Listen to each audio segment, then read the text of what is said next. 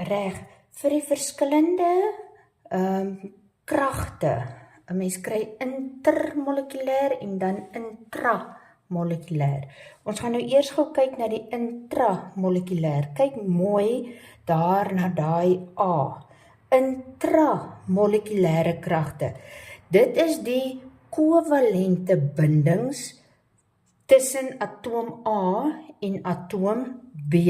Soos dis die krag, die A, dis die krag binne-in die molekuul waarmee die atoom van die een element en die atoom van die ander element met mekaar verbind deur die oorvleueling van orbitale en dan die deling van hulle ongepaarde elektrone in die hoogste energievlak.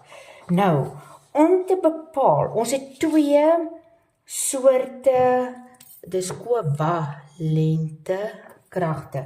Ons het eintlik 3 soorte intramolekulêre kragte. Ons gaan kyk na die nie-polêre kovalente binding en die polêre kovalente binding en dan die waterstofbinding. Maar die waterstofbinding is spesiaal, hy is weer 'n geval op sy eie. Eerste kyk ons nou na nie-polêre kovalente binding, dis 'n tipe intramolekulêre krag en dan die polêre kovalente binding. Nou, om te bepaal is iets 'n polêre of 'n nie-polêre kovalente binding. Kyk ons na ons periodieke tabel en ons stel veral belangrik in daai elektronegativiteit. Die elektronegativiteit is vir ons 'n aanduiding van hoe sterk trek die element die elektrone in die valenselektrone in die buitenste daai ongepaarde elektrone. Hoe sterk trek hulle die ongepaarde elektrone aan? Waar ons dan nou sien hier, fluor het 'n elektronegativiteit van 4. Soos fluor gaan 'n fluoratoom gaan die valensie elektrone baie sterk aantrek. En dan atoom soos waterstof het 'n elektronegativiteit van 2,1 wat mos nou heel wat laer is, soos daarom gaan waterstof sy daai bindingspaar gaan hy nie so sterk aantrek nie. Nou, om te bepaal, is 'n binding 'n nie-polêre binding of nie? As ons 'n verskil, ek gaan dit eers daar sit, as ons 'n elektronegativiteit verskil het van 0 kleiner of gelyk aan 0,9. Met ander woorde, die twee stowwe wat die binding, wat die molekuul vorm, as jy daai waarde aftrek van daai waarde, en die waarde lê tussen 0 en 0,9, 0,9 ingesluit gelyk aan ook, dan het ons dit is 'n nie-polêre kovalente binding. Hierdie is dan die verskil in elektronegativiteit. Elektronegativiteit. As ons kyk en die twee stowwe wat die molekuul vorm, vir 'n polêre binding, dan is dit tussen 0,9 kleiner as 2,1, kleiner of gelyk aan. Soos as dit tussen 0,9 tot 2,1, as jy verskil in elektronegativiteit op jou periodieke tabel, daar tussen daai waardes lê, dan het ons 'n polêre kovalente binding. So dan is ons intramolekulêre krag polêr. En as dit tussen 0 en 0,9, dan is dit 'n nie-polêre intramolekulêre binding wat vorm.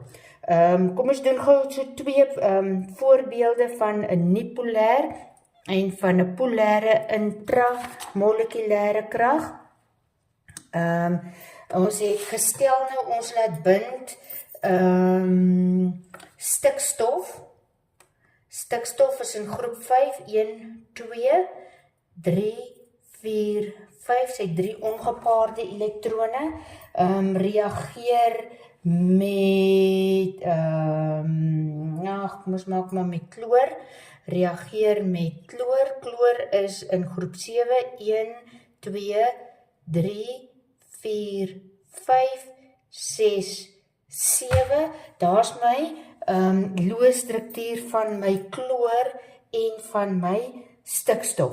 Nou wil ek hierdie aan mekaar laat bind, soos die binding wat dan vorm, ek het 1 kloor, ek het daar ongepaard, soos by elkeen van daai van stikstof, gaan daar 'n kloor aan bind.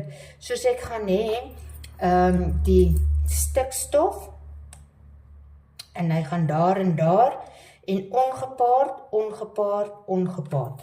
En dan gaan kloor bykom, en kloor gaan bind, daar gaan 'n kovalente binding plaasvind, orbitale gaan oorvleuel, en hierdie gedeelde elektronpaar, daar is die kloor atoom 1, daar is kloor atoom 2, en ons gaan hê, daar is kloor atoom 3, en elkeen het sy 7 eie elektrone, plus die een wat hulle deel met stikstof.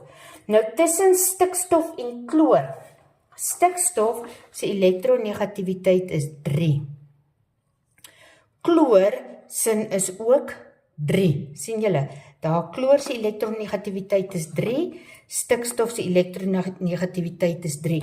Soos die verskil in die elektronegativiteit is dan 3 minus 3, en dit is gelyk aan 0. Let wel, geen eenheid, elektronegativiteit het nie 'n eenheid nie, is net 'n waarde wat toegeken is, soos, hy lê tussen 0 en 0,9, soos dit is 'n nie-polêre intramolekulêre binding. Daai oorvleueling van die orbitale daar, dis my intramolekulêr, en daai binding is dan nie-polêr. Ons sê dis 'n nie-polêre kovalente binding.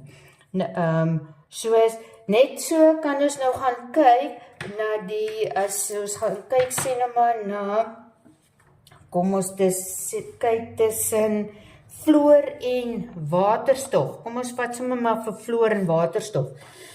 Fluor is in groep 7, ons het vir fluor, het 1, 2, 3, 4, 5, 6, 7 elektrone om sy in sy hoogste energievlak, en ons sit daar by waterstof, waterstof het net 1 elektron. Soos as die 2 bind, oorvleueling van orbitale, en die 2 elektrone word gedeel, dan gaan ons kry, gaan dit lyk, ons het vir, ons maak maar so, ons het vir fluor, 1, 2, 3, 4, 5, 6, 7, daar is fluor met sy 7 elektrone, en dan kom waterstof daarby, daar is die waterstof, en dan hierdie is mos nou die kovalente binding wat daar plaasvind.